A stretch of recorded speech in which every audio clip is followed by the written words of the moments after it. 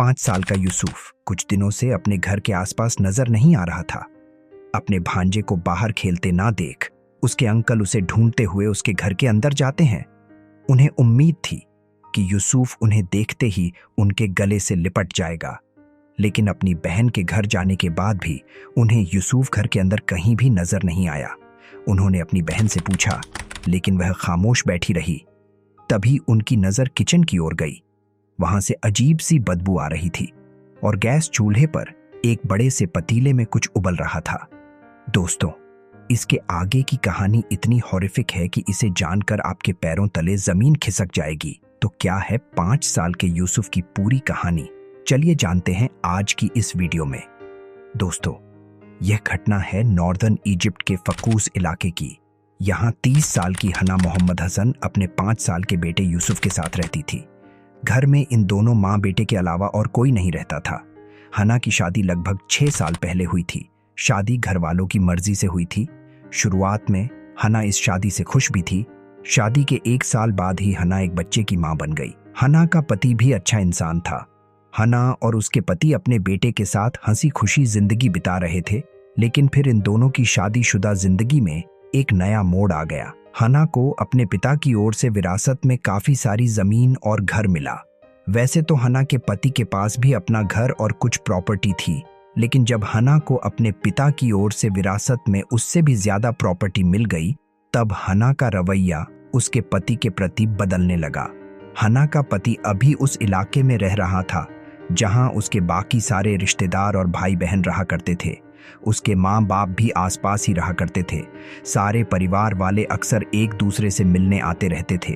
धीरे धीरे हना को यह नागवार गुजरने लगा। उसे लगने लगा कि उसके ससुराल वाले उसकी शादीशुदा जिंदगी में कुछ ज्यादा ही दखलंदाजी कर रहे हैं, जबकि उसके ससुराल वाले तो पहले से ही उससे मिलते जुलते रहते थे, लेकिन तब उसे कोई दिक्कत नहीं होती थी।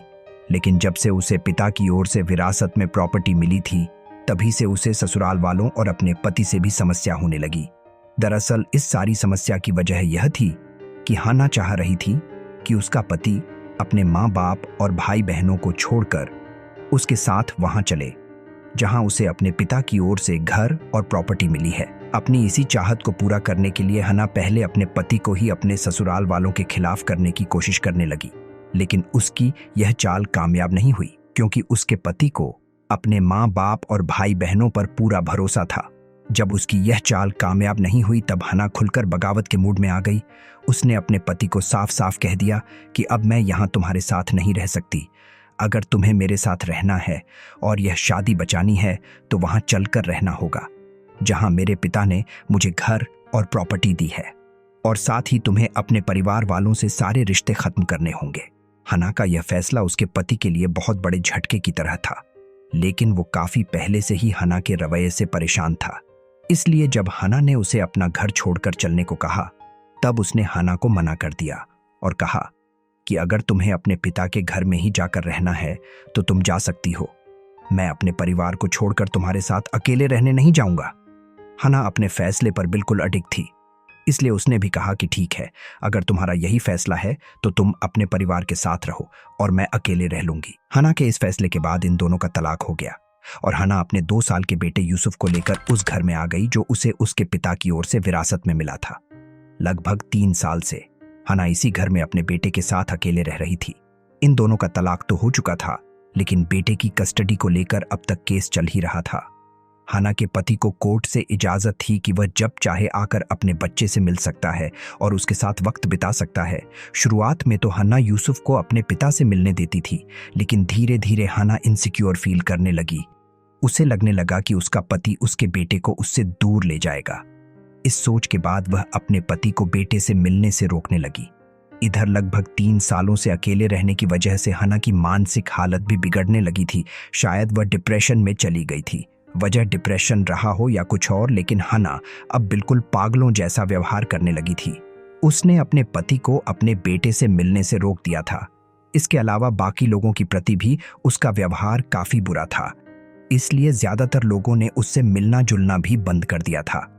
इस तन्हाई में रहने की वजह से हना की मानसिक हालत दिन प्रतिदिन बिगड़ती चली गई। तलाक के कुछ समय बाद हना के पति ने उससे दोबारा रिश्ता कायम करने की कोशिश भी की, लेकिन हना ने इससे मना कर दिया। उसके पति ने सिर्फ अपने बेटे की खातिर रिश्ता सुधारने की कोशिश की थी। वो बस यह चाह रहे थे कि उनके बेटे की परवरिश माँ और बाप दोनों के साथ हो, लेकिन हना को इस बात की कोई फिक्र नहीं थी। उसने रिश्ता सुधारने के लिए तो मना किया ही, कुछ समय बाद उसने यूसुफ को उसके पिता से मिलने से भी रोक दिया। अपने बेटे से ना मिल पाने की वजह से इसी साल अप्रैल महीने में हना के पति ने अदालत का दरवाजा खटखटाया। बेटे की कस्टडी को लेकर अदालत में सुनवाई होने वाली थी, लेकिन इस सुनवाई से पहले ही यूसुफ गायब हो गया। यूसुफ के अंकल अक्सर उससे मिलने उसके घर आया करते थे। जब उन्हें यूसुफ से मिले हुए कई दिन हो गया, तब वो उससे मिलने हना के घर पहुंच गए। आमतौर पर ऐसा होता था कि अपने अंकल की आवाज सुनकर यूसुफ दौड़ा दौड़ा उनके पास आकर उनसे लिपट जाता था, लेकिन आज जब उसके अंकल घर में दाखिल हुए और उन्होंने यूसुफ को आवाज लगाई, तब उन्हें कोई जवाब नहीं मिला। घर के अंदर जाने पर उन्होंने देखा कि हना घर के एक कोने में बिल्कुल शांत बैठी हुई है। उन्होंने हना से उसका हालचाल पूछा, लेकिन वह खामोश बैठी रही। फिर उन्होंने यूसुफ के बारे में पूछा, फिर भी हना ने कोई जवाब नहीं दिया। उन्हें हैरानी हुई कि हना इतनी खामोश क्यों बैठी हुई है और आखिर यूसुफ कहाँ है। उन्होंने पूरे घर में यूसुफ को तलाशना शुरू किया, लेकिन उन्हें कहीं भी यूसुफ नहीं मिला। जब बाथरूम के करीब गए, तब वहां से एक अजीब सी बदबू आ रही थी। उन्हें किसी अनहोनी की आशंका होने लगी। डरते डरते उन्होंने बाथरूम का दरवाजा खोला। बाथरूम के अंदर उन्हें यूसुफ तो नहीं मिला, लेकिन वहां उन्हें जो नजर आया उसके बारे में कोई इंसान क्या कि शैतान भी ऐसा नहीं सोच सकता है कि कोई इंसान एक मासूम बच्चे के साथ ऐसा कर सकता है। बाथरूम के अंदर एक बाल्टी में 5 साल के मासूम यूसुफ के शरीर के कई टुकड़े पड़े हुए थे। जिस तरह से जानवर को हलाल करके उसे टुकड़ों में काट दिया जाता है, उसी तरीके से मासूम यूसुफ के शरीर को टुकड़ों में काटा गया था। अंदर का यह नजारा देखकर यूसुफ के अंकल के पैरों तले जमीन खिसक गई। वो भागे भागे हना के पास आए और उससे पूछने लगे कि बाथरूम में क्या है, किसने किया है ऐसा। वो सवाल पर सवाल करते रहे हैं, लेकिन हना अपनी जबान से एक शब्द तक नहीं बोली। उन्होंने तुरंत पुलिस को सूचना दी। जब पुलिस वहां पहुंची, तब उसने बाल्टी में रखे हुए शरीर के टुकड़ों को अपने कब्जे में लिया और शरीर के बाकी हिस्सों की तलाश शुरू की। दोस्तों, आपको जानकर हैरानी होगी कि यूसुफ के सिर का कुछ हिस्सा किचन के एक पतीले में मिला, जो कि पूरी तरह से गर्म पानी में उबल चुका था। घर के अलग अलग हिस्सों से यूसुफ के शरीर के बाकी सारे टुकड़े भी मिल गए। पुलिस ने उसे इकट्ठा करके पोस्टमार्टम कराया और फिर लाश को दफन करने के लिए यूसुफ के पिता को डेड बॉडी सौंप दी। पुलिस के सामने सस्पेक्ट तो बस एक ही थी और वो थी हना।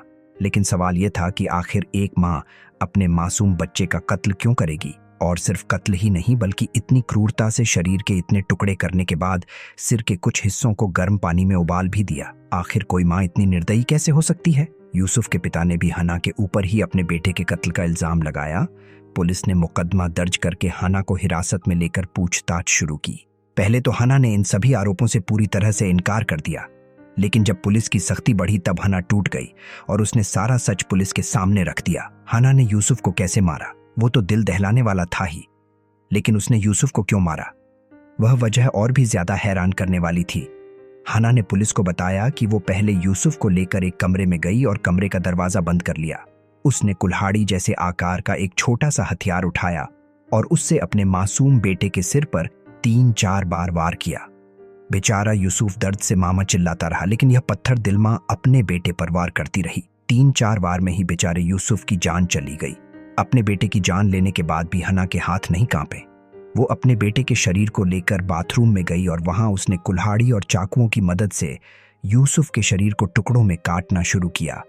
कई टुकड़ों में काटने के बाद उसने सिर को भी धड़ से अलग किया और फिर सिर को भी काटकर उसका कुछ हिस्सा अलग किया और उसे लेकर किचन में चली गई, जहां उसने अपने बेटे के शरीर के उस हिस्से को पानी में उबाला और फिर उसे खा गई।